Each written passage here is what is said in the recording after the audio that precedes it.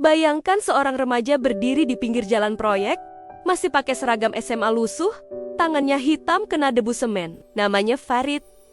Di usia 17, dia harus memilih, mau tetap sekolah, tapi orang tua makan apa? Atau berhenti sekolah demi bisa ikut bantu ayahnya ngaduk semen di proyek orang. Farid pilih diam-diam. Dia lipat rapi seragamnya, simpan di lemari satu Satania di rumah peta kecil Jakarta Selatan. Tak banyak yang tahu. Di balik tatapannya yang dingin, ada mimpi segunung. Farid ingin bangun gedung. Bukan cuma membantu cor pondasi orang, tapi hari itu mimpi Farid seperti bata yang pecah di kaki. Suara mesin molen berputar, teriakan mandor, bau semen basah, semua jadi saksinya bahwa hidup kadang menuntut kita dewasa lebih cepat, meski hati masih ingin jadi anak-anak. Dan begitulah, di sela gerimis sore, Farid menatap gedung tinggi di kejauhan, berbisik pelan, "Suatu hari, aku punya ini juga." Farid lahir di gang sempit, di tengah suara palu, pasir, dan teriakan kuli bangunan. Ayahnya buruh bangunan keliling, hari ini di Jakarta Selatan, besok bisa pindah ke Tangerang. Ibunya jual gorengan keliling. Dari pagi subuh sampai sore, Farid kecil hafal bau semen lebih dulu sebelum bau buku baru. Tiap pulang sekolah, ia bantu ayahnya mengangkat bata atau bantu ibu goreng tahu isi buat dijajakan ke tetangga. Lingkungannya sempit, tapi mimpinya longgar.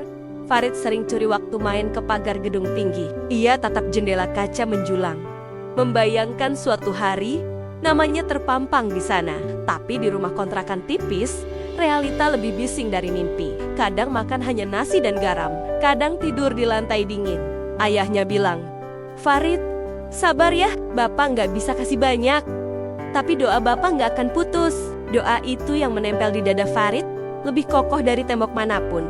Suatu malam, Farid mendengar ayah dan ibunya berbisik. Bisikan yang lebih keras dari suara molen. Ayahnya baru dipecat dari proyek karena protes upah. Ibu Farid harus pinjam uang untuk bayar listrik dan beras. Farid mendengar semua sambil pura-pura tidur. Keesokan paginya, dia putuskan, dia harus berhenti sekolah.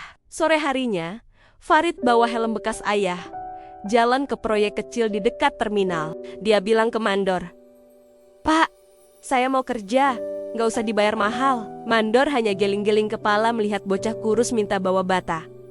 Tapi Farid keras kepala. Malamnya, tangan Farid melepuh, punggungnya pegal. Tapi dia tetap pulang bawa nasi bungkus buat ibu. Di detik itu, Farid merasa bata memang keras, tapi perut lapar lebih keras lagi. Dan di sela-sela pegal itulah, dia mengulang janji. Suatu hari, dia tidak hanya bawa bata, dia mau jadi orang yang punya bangunan sendiri. Bulan berganti, Farid makin lihai bawa bata, aduk semen, naikin pasir ke lantai 2 bangunan. Tangannya kapalan, telapak merah seperti karung semen yang tiap hari dia angkut. Kalau pekerja lain pulang, Farid suka duduk di ujung proyek, bawa buku lusuh sisa SMA yang dia pinjam dari temannya dulu. Ia baca pelan-pelan, kadang cuma 5 halaman sehari karena lampu proyek remang. Mandor sering memergoki Farid duduk termenung di samping tiang cor. "Farid, istirahatlah, besok kerja lagi." Tapi Farid cuma senyum. "Iya Pak, bentar lagi." Di sela debu dan dengung bor, ada cita-cita yang dia pupuk pelan. Dia nggak mau selamanya di situ. Farid mulai berani jualan kesil-kasilan. Dia beli keripik di warung grosir, titip ke warung dekat proyek. Uangnya ditabung di celengan kaleng biskuit. Malamnya dia tulis rencana di kertas semen. "Suatu hari aku punya toko. Suatu hari aku punya gedung. Suatu hari aku bangun rumah buat bapak ibu." Suatu sore, Farid memberanikan diri mendekat ke Om Denny, mandor yang dari dulu paling sering kasih dia nasi bungkus. "Om, saya mau tanya, kalau saya mau jualan lebih banyak, boleh nggak saya pinjam duit?" Om Denny tertawa kecil. "Kamu mau ngapain, Rit?" Farid bicara pelan, takut-takut.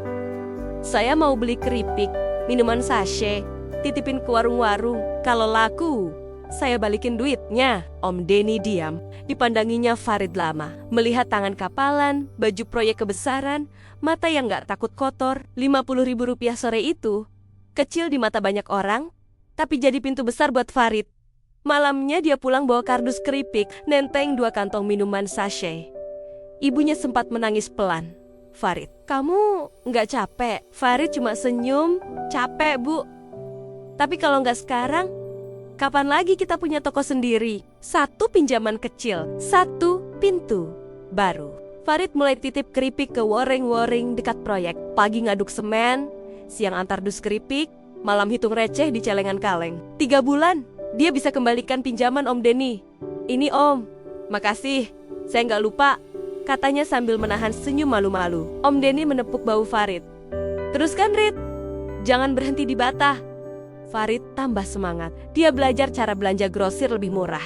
Tiap terima upah proyek, separuh ditabung buat belanja barang dagangan. Malam hari, Farid sering mencatat mimpi-mimpinya di kertas bekas bungkus semen. Satu hari, di antara angka dan coretan rencana, Farid tulis kalimat, "Aku mau punya ruko." Bagi Farid, ruko bukan cuma bangunan bata.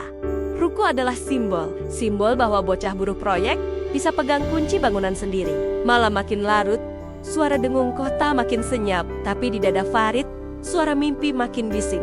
Butuh waktu 5 tahun sejak celengan kaleng pertama Farid, sampai akhirnya dia berdiri di depan bangunan ruko pertamanya. Ruko kecil, catnya belum sempurna, lantainya masih semen kasar, tapi di mata Farid, ini lebih megah dari gedung mewah manapun. Dulu, tangannya cuma bawa bata orang lain.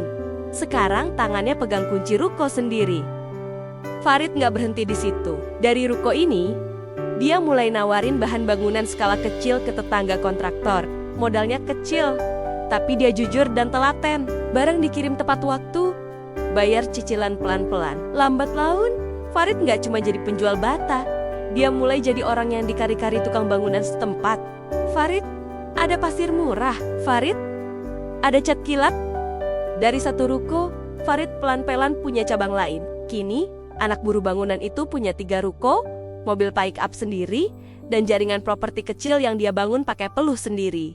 Dari proyek ke properti, dari bata ke mimpi. Kalau orang-orang lihat Farid sekarang, mungkin mereka cuma lihat pelang nama usahanya, mobil pickup barunya, atau postingan Instagram yang pelen-pelen, dia belajar bikin. Tapi kalau mereka mau dengar lebih dalam, mereka akan tahu, di balik kunci ruko itu, ada celengan kaleng berkarat, tangan kapalan, mimpi yang ditulis di kertas semen bekas. Farid selalu bilang ke teman-temannya, kalau mau mimpi besar, tanganmu harus siap kotor. Ia tahu betul rasanya diremehkan.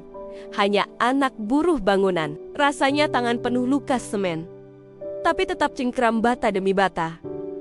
Rasanya ditertawakan karena modal cuma recehan. Tapi Farid juga tahu, setiap luka adalah modal, setiap hinaan adalah bahan bangunan, dan setiap langkah kecil adalah bata pertama menuju tembok baru. Kini, Farid masih berdiri di antara debu, tapi debu miliknya sendiri. Dan di dadanya, doa ayah ibunya tetap jadi atap paling kokoh. Pertama, jangan pernah malu punya mimpi besar, walau hidupmu kecil.